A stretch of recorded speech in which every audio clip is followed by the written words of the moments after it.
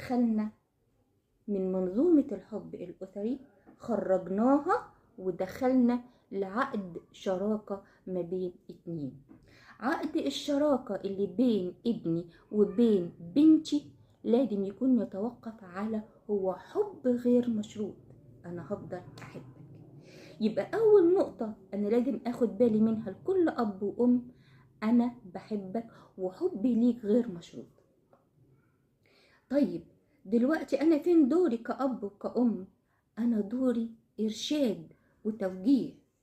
إحنا دلوقتي الامتحانات عندنا الاختيار من متعدد A B C G، وعليا إن أنا أختار الإجابة الصحيحة. أنا كأب وكأم أنا كل اللي بعمله إيه؟ إن أنا بديله مقترحات. المقترحات دي يا تعجبه ويختار منها اختيار، يا إما هو بيختار اختيار هو عايزه. أنا عاوز